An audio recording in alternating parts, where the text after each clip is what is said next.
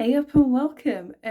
I am doing the Deck Crushers tag today, which is very exciting, and just a bit before Valentine's Day, so I can kind of show you the decks that I love. I'm back here on YouTube. I'm not going to tell you who I was previously because that's the fun of it. That part of me is gone, and I thought this is a great one to come back to. So yeah, let's see how this goes. So the first prompt in this tag is the Fling, a deck with which you had a short period of wild times with, and this deck is literally a short period of wild times with because I got it on Saturday and today is Wednesday. This is the Black Cat's Tarot, a Low Scarabeo deck, by Maria Carrara. This has been a very wild time with me. I have been, really enjoying the readings recently I've been having with it. I'm using it.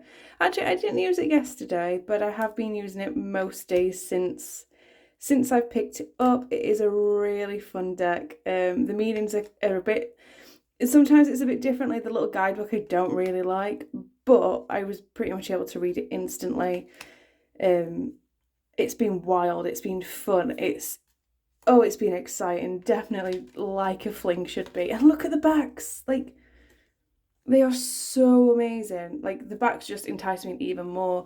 I would say the one thing I did do about this deck is I trimmed the corner like a little bit more. It was the small and I did the medium trimming and corner rounder, and that's worked really well for this deck. It was a bit jagged, I thought, the corner, so I wanted to kind of let me look at this hermit. This is amazing. But yeah, I picked this up on Saturday from Chesterfield when I went to Curious Goods, and it was just meant to be. Like, this Ten of Swords, I think, is actually my favourite Ten of Swords. It's such an exciting deck. It's a bit different. It's a bit new for me. Well, not that new. You'll see what I mean in a bit, but like, it really is an amazing deck. So the Fling is the Black Cat's Terror. So the next prompt is Puppy Love, a deck with which you were infatuated but couldn't, you couldn't kind of have a long-term commitment with. And for that one, I'm really sad to say, is the Northern Animals Tarot, and I was infatuated when I saw it. I really loved it, but then it came to me and it just wasn't working out the way I wanted it to work out. So I'd missed the Kickstarter. So this is the second edition. I'd missed the Kickstarter, which, I could live with. And then I was on Vinted, as I usually am, checking secondhand decks, because I do prefer to get secondhand where I can, environmental sustainability and all that. And I saw that it was on there with the notebook as well, quite a fair one, and it was only £40, which I thought was quite cheap considering the Kickstarters were quite expensive, if I remember rightly. So £40 for someone who's paid that in the UK, to, have it shipped over and probably paid customs as well, I thought was a really good price. So I snatched it up really quick, and I got it, and I love the artwork, and I still really do. And part of me is like, yeah, I can see where this love came from. My issue was the cardstock. It's too thick for me. And too big. Like, I can shuffle it, but it's not a comfortable shuffle. Like, it's kind of hurting, and as you can see, I've got the dodgy thumbs, so it's like, this happens. I spill the cards out a lot. So I don't tend to use it that much, though I do really love it. And when I read with it, yeah, the meanings come to me, like, instantly, but unfortunately, it's kind of one that it's still around, it's never going to leave, and I'm always going to love, but until, I don't know. Yeah, that's reversed. Yeah, I'll always keep it, but I don't think we were truly meant to be in a way. But hey ho, tis what is. I'll always keep a hold of it. And it is a nice deck anyway, just to look at and kind of compare with the RWS. But yeah, that's my Puppy Love. Up third, we have the Friends with Benefits, a deck you care about but sometimes get extremely passionate for. And I'm sad it's not my marriage material, but I get why it's my Friends with Benefits. I guess you can see it is kind of paired with another deck in here. Oops. It is my Oak, Ash and Thorn. It is an amazing deck. And it's produced like literally up the road from me. Well, I say up the road, it's in the next county, but it's it's a stunning deck. So I was like already happy to support a local artist, or kind of local. Um, but yeah, I love this deck, and like I don't reach for it all the time, but I'll go to it, and it can be really soft with me. It can be gentle, but it can also like pack a bit of a punch. Like I feel like that's how a friend would be anyway. But then every now and again, I just get this passion we have for each other, and we just can't seem to leave each other alone. And then like the following days afterwards, we're like, oh okay, that was something. And we just go back to our normal relationship, and that's fine, and it works really well. Like this deck never gets mad at me for not picking it up. If I don't pick it up for a little bit, it seems to understand. Very friend material, but yeah, definitely friends with benefits. Like in my mind, friends with benefits is someone you go to when you need them, and they understand why you need them for that time. We help each other out, and then at the end of the day, we're still normal, we're still good. So yes, this is the Oak Ashen Thorn. Tempted to get the mini, but then I don't want to upset this version. So what do I do? The fourth prompt is a Love at First Sight, a deck you loved from the start. And I'm ashamed to say it took me ages to get a hold of this deck. Well, not get a hold of it, but pick up this deck, because I wasn't actually sure whether I really did love it or it was just the hype. But then I picked it up, fell in love even more, and that is the Crow Tarot.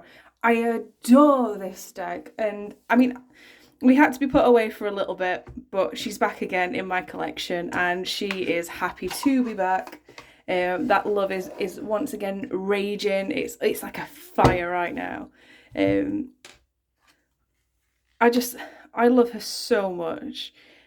She's such a lovely deck, and you can see I just refer to her as a she because I find Crow such feminine energy. She's just lovely to be around. Absolutely love her, and when I use her, she's very much there for me when I need her. Just amazing. I'm speechless talking about her. I really do love her, and MJ Cornane's work is like really good. I've got the Crow Oracle. I don't use that as much. I've also got the Guardians of the Night Tarot. Don't use that as much either, but I tend to find that's because the cardstock's a bit too thick for me. Like once again, tiny hands. So it doesn't always work for shuffling purposes, but this deck I just love. I love it even more when I use it, and then sometimes I put it away and then I go back to it and I think, why did I put her away? Like, she's just amazing. And I love the fact that it's kind of different coloured on the sides in a way. Just, it's very subtle, but obviously I think it's quite noticeable on camera. But yeah, I just love her. So she is my Love at First Sight. Yeah.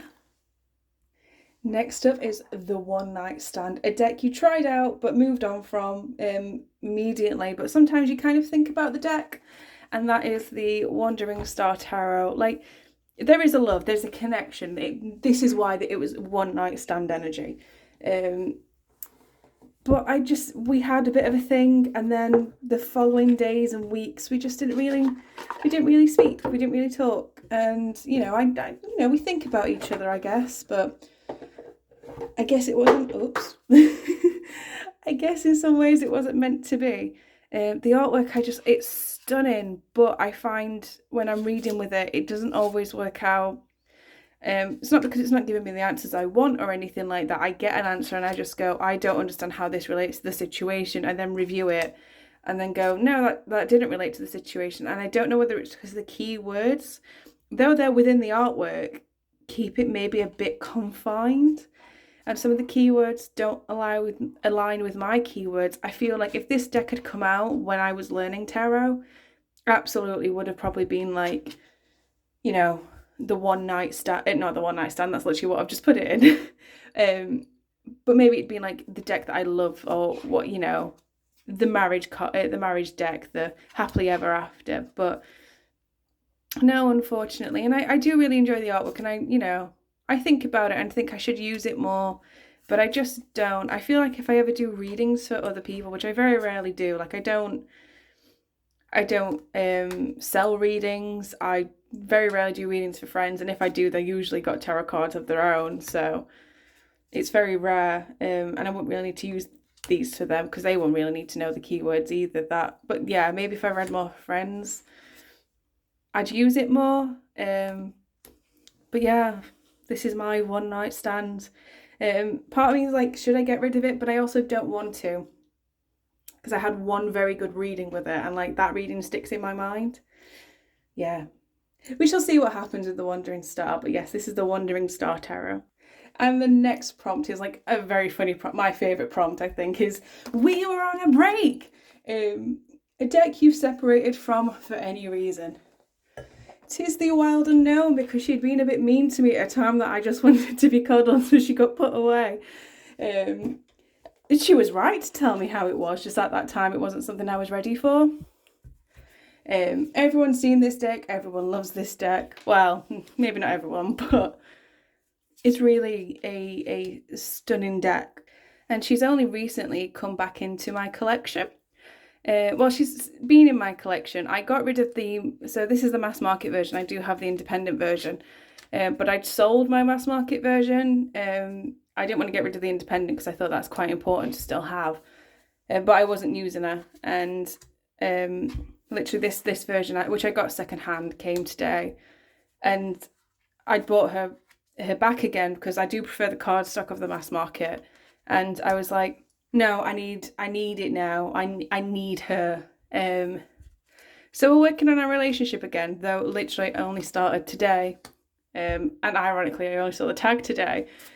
But yeah, we were on a break for a little bit, and we're kind of working things out, seeing where things will go, how the relationship is going to end up. I'm going to be carrying her around in my bag everywhere. But yeah, this is the wild unknown, and we were on a break. Okay, so we've only got 2 more prompts left, and the next one is Marriage Material, a deck that has proven its value to you. And I was quite shocked when I realised it was this deck. It was the Cat Tarot. I picked this up not really expecting much from it because it was really cheap. And usually when a deck's really cheap, I'm a bit dubious that it's going to actually be a good deck. But she has proven her value to me. She has been there for me, thick and thin. She has been there when I've been distressed. She's been there when I've been happy. And she tells me how it is, but she's also very caring and makes sure that I'm told in a way that's just gentle enough that I can power through. And you shouldn't really need a tarot deck to be gentle with you, like, at all. I had really a bad year last year. So when I went to tarot, I'd find I'd get real distressed, and I needed the decks that would just kind of calm me down. And this was one of them. And I feel like that is Marriage Material.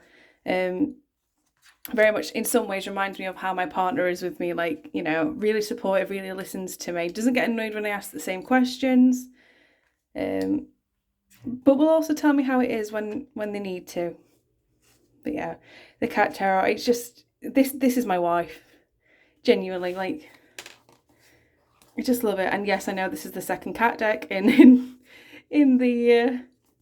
here, but it is my wife, and I just love her, and she just takes good care of me, and she'll be with me for a long period of time. I can really see how this working out. And finally, it is the Happily Ever After, your true love deck. And this deck I was going to put in Love at First Sight because it literally was Love at First Sight, but we just have the Happily Ever After connection. It's even been strengthened after some recent work I've done with the deck, and that is the wonderful Pagan Cats Tarot. Now, this is the edition I've trimmed. This one used to have all the low scarabeo borders, you know, with all the languages. And I do have a borderless edition that's kind of up here. You can't see it.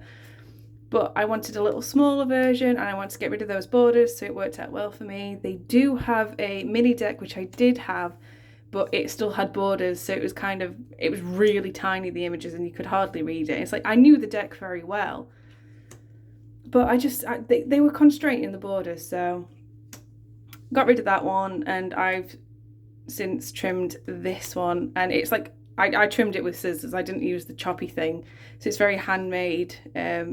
Yeah, and I got this like towards the start of my tarot practice. When I found that the Pagan Cats Tarot existed, I was ecstatic. This is secondhand, this version, and I've tended to find that most of the decks that I've connected really well with have been secondhand. Proves that you don't really need a brand new deck to connect with But yeah, so they'd have a previous lover, but then they came to me, and now we are in the happily ever after stage. Like this is a deck that I'd genuinely, if I died, I'd want this to come with me. We don't use each other all the time. We have our own space, but we come together, and it's as if it's like new all over again. I adore this deck, and I feel like everyone should have it. But yeah, so this is the Pagan Cats Tarot. She's just amazing. I love it to bits. I shall end on the Strength card there. But yeah, that's my happily ever after. So there we are. That's all my deck crushes. And ironically, now that I'm looking at it, I only had one person deck. Like that, the Wandering Star was the only one to include humans. Everything else is like animal related. Maybe says something about my reading. Maybe this is maybe it's why the person deck was the one night stand, because animals are clearly my thing apparently. But yeah, so these are the decks that are my deck crushes. I shall put the prompts in the description, but I shall also link the original videos as well. Please do watch them. They're really good videos, and I love their videos are a lot longer than mine. They go into more detail than I ever could. But yes, thank you for joining me for this video, and I shall see you next time. Bye.